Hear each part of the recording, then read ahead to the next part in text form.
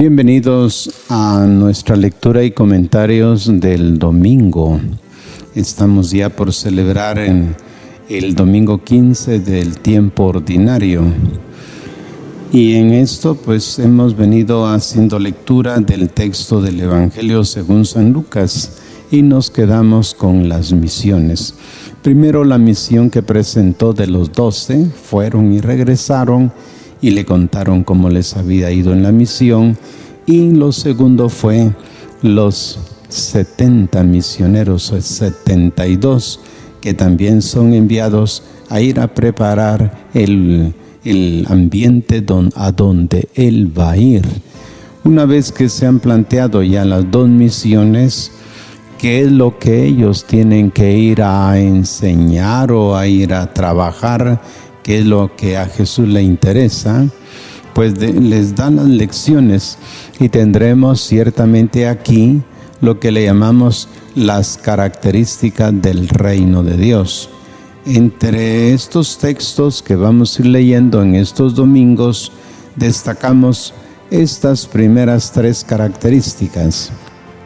La primera, que se tratará de cómo el discípulo se distingue por el amor al estilo de Jesús. Entonces la primera característica o lo que hay que aprender a vivir es a vivir en el amor.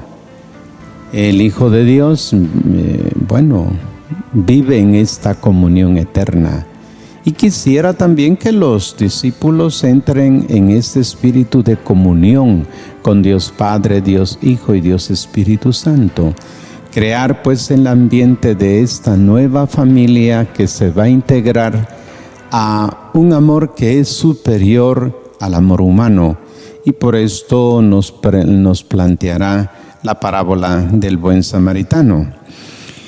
8 días después planteará el ejercicio de la escucha.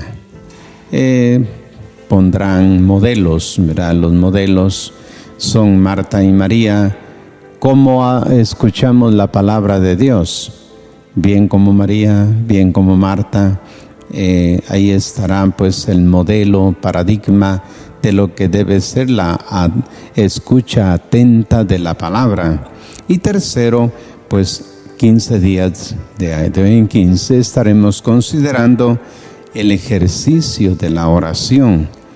La escucha pues introduce al discípulo en la relación con Dios Padre a la manera de Jesús. Una vez pues que ya hemos introducido estos textos, pues nos acercamos al que ahora nos corresponde y está tomado naturalmente el Evangelio según San Lucas en el capítulo 10, versículos 25 al 37. En aquel tiempo se presentó ante Jesús un doctor de la ley para ponerlo a prueba y le preguntó: Maestro, ¿qué debo hacer para conseguir la vida eterna? Jesús le dijo: ¿qué es lo que está escrito en la ley? ¿Qué lees en ella? El doctor de la ley contestó: amarás al Señor tu Dios con todo tu corazón, con toda tu alma, con todas tus fuerzas y con todo tu ser, y a tu prójimo como a ti mismo. Jesús le dijo: has contestado bien, si haces eso, vivirás.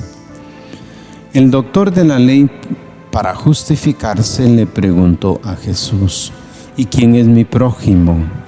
Jesús le dijo: un hombre que bajaba por el camino de Jerusalén a Jericó cayó en manos de unos ladrones, los cuales lo robaron, lo hirieron y lo dejaron medio muerto. Sucedió que por el mismo camino bajaba un sacerdote, el cual lo vio y pasó de largo. De igual modo, un levita que pasó por ahí lo vio y siguió adelante. Pero un samaritano que iba de viaje, al verlo se compadeció de él, se le acercó, ungió sus heridas con aceite y vino y se las vendó. Luego lo puso sobre su cabalgadura. Lo llevó a un mesón y cuidó de él. Al día siguiente sacó 2 denarios, se los dio al dueño del mesón y le dijo: cuida de él, y lo que gastes de más te lo pagaré a mi regreso. ¿Cuál de los 3 te parece que se portó como prójimo del hombre que fue asaltado por los ladrones? El doctor de la ley le respondió: el que tuvo compasión de él. Entonces Jesús le dijo: anda y haz tú lo mismo. Hasta aquí el relato del Evangelio que nos recoge San Lucas para enseñarnos la primera característica de los que viven en el reino de Dios. La pregunta siempre es sobre el qué hacer. Todo comienza con la pregunta, en principio maliciosa, del experto en la ley: Maestro, ¿qué he de hacer para tener en herencia vida eterna? Este otro maestro estaba interesado en la vida eterna. Él sabe que esta es un don de Dios, pero que hay que ganarse el cielo. Él está interesado en una respuesta práctica. ¿Qué tengo que hacer? Y quizás uno se encuentra identificado con el personaje porque uno siempre está preguntando qué es lo que tiene que hacer. Verdaderamente una pregunta pues estimulante. El legista sabe mirar más allá de los intereses de la vida ordinaria, sabe que la vida no termina con la muerte, que su existencia está destinada a una vida eterna. Detrás de esta inquietud, entonces, hay un gran sentido de responsabilidad. Sobre el trasfondo de que la vida eterna es la realidad decisiva, viene entonces la respuesta de Jesús. Si no se siente responsabilidad con el Dios viviente, entonces será igualmente indiferente lo que tenga o deje de hacer en el camino de Jericó. Entonces Jesús le devuelve la pregunta poniendo la mirada directamente en el querer de Dios, que está escrito en la ley. La respuesta es la esperada, la responsabilidad con Dios. Amarás al Señor tu Dios con todo. Está unida pues a la responsabilidad con el prójimo y a tu prójimo como a ti mismo. Entonces, los dos, Jesús y el legista, quedan de acuerdo con el mismo punto. Es absolutamente necesario amar a Dios y amar al prójimo en la vida presente. Y ese es el punto de partida para la comunión de vida en la eternidad. Jesús le dice abiertamente: haz esto y vivirás. Pero surge un problema. El legista pregunta: ¿y quién es mi prójimo? La parábola del buen samaritano, ¿quién es mi prójimo?, es la respuesta al interrogante. Se abre pues una gran paréntesis que ofrece las pistas que la respuesta a la pregunta ¿quién es mi prójimo? Es lo mismo que decir quién hace parte del grupo de personas a quienes debo amar como a mi prójimo. Veamos la parábola. La situación del hombre en extrema necesidad en medio de un camino rodeado de desierto. Un hombre bajaba de Jerusalén a Jericó. Nos encontramos en una ruta que une 2 ciudades importantes. Por ella pasaban habitualmente muchos peregrinos que venían o regresaban de Jerusalén. El camino atraviesa un escarpado desierto, peligroso además de su inseguridad. Continuamente aparecían delincuentes que, aprovechando esta geografía, asaltaban pues las caravanas o los viajeros solitarios. Efectivamente, esto último pues es lo que sucede. Un hombre cayó, dice Jesús, en manos de salteadores que después de despojarle y golpearle, se fueron dejándolo medio muerto. La desgracia de este viajero es triple. Primero, le roban todas sus pertenencias. 2, lo golpean brutalmente dejándolo en grave situación. 3, lo abandonan a su suerte en un lugar descampado en medio del desierto sin posibilidad de ayuda inmediata. Para que la situación que plantea el evangelista pues sea la que es difícil, está en extrema necesidad, su vida está en juego y no tiene la más mínima posibilidad de valerse por sí mismo para salvarse, depende completamente de la ayuda y la buena voluntad de los demás. Hasta aquí estamos ante una situación más o menos común, que una persona esté necesitada de ayuda y que quien le tienda la mano se hace prójimo. No es una verdadera novedad.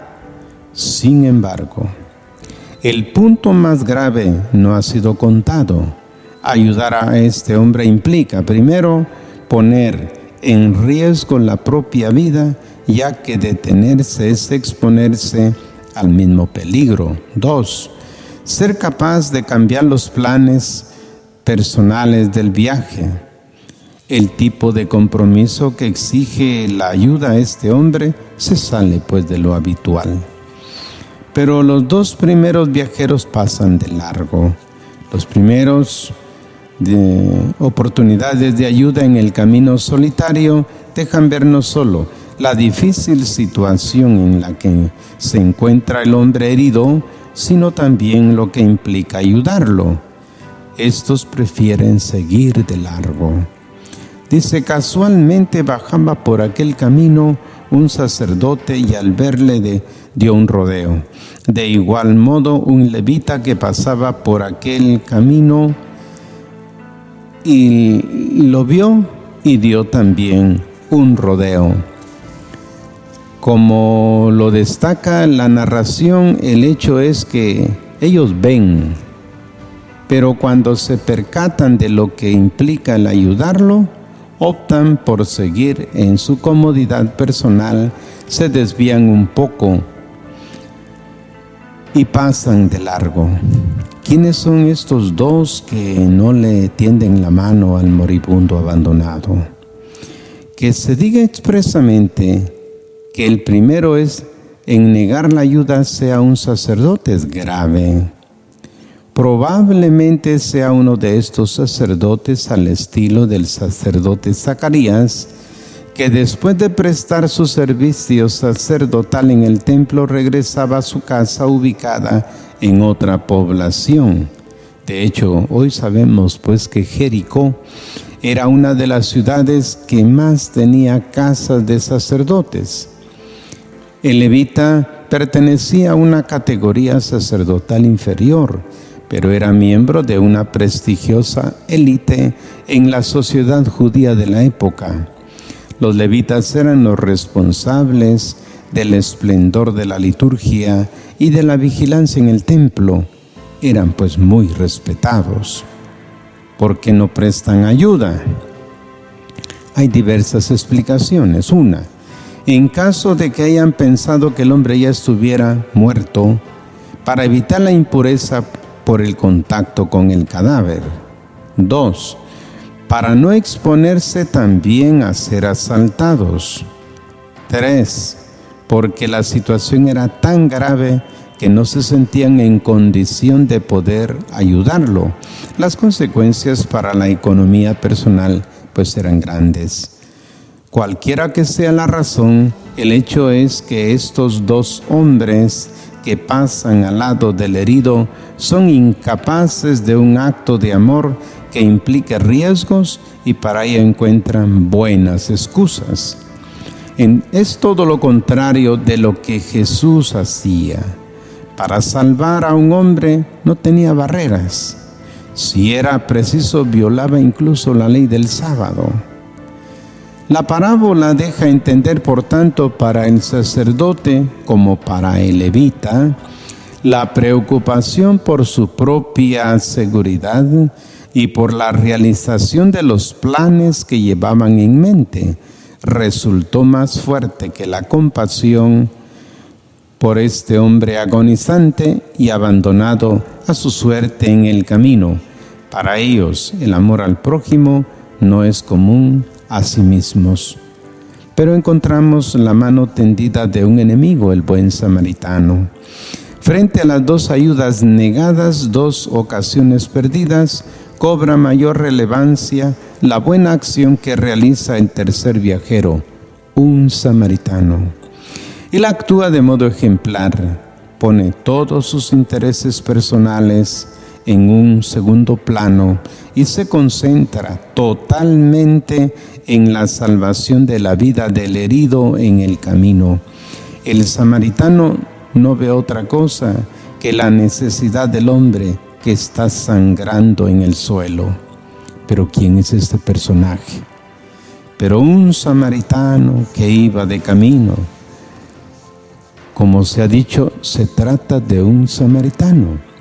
Para los hebreos solamente los miembros de la misma raza eran considerados prójimos y solo a ellos se les aplicaba la obligación de amar como a sí mismo.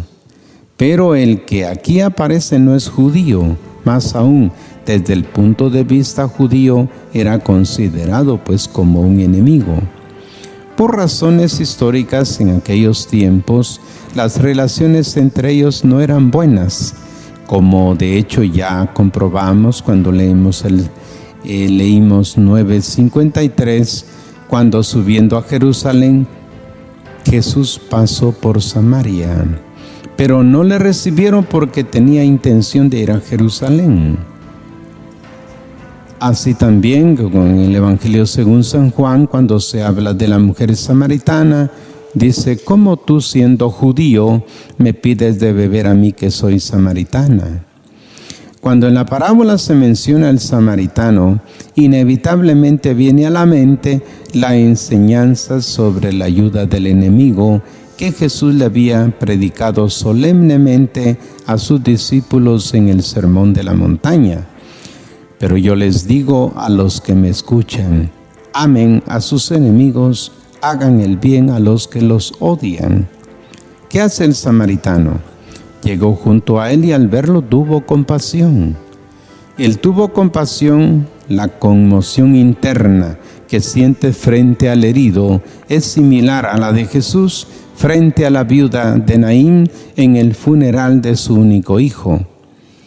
El dolor del moribundo del camino le entra hasta su propio corazón. Esto nos recuerda los mejores momentos de las profecías de Oseas, cuando describe el corazón de Dios. Mi corazón se agita dentro de mí, se estremece de compasión. Así pues, este sentimiento violento de amor genera enseguida responsabilidad ante el caído. 7 gestos concretos muestran cuál es en este caso el hacer propio de la misericordia. Se acercó, vendó sus heridas, curándolas con aceite y vino, lo montó sobre su propia cabalgadura, lo trasladó a una posada, cuidó personalmente de él, pagó la cuenta de la primera noche de posada y dejó un anticipo para los nuevos gastos que va a implicar pues su cuidado. Y 7, se mostró disponible para seguir respondiendo por él. Por tanto, nos damos cuenta de la importancia pues que tiene el acto de amor que se plantea aquí. Ante esto, Jesús le pregunta: mira, ¿quién de estos 3 actuó con misericordia?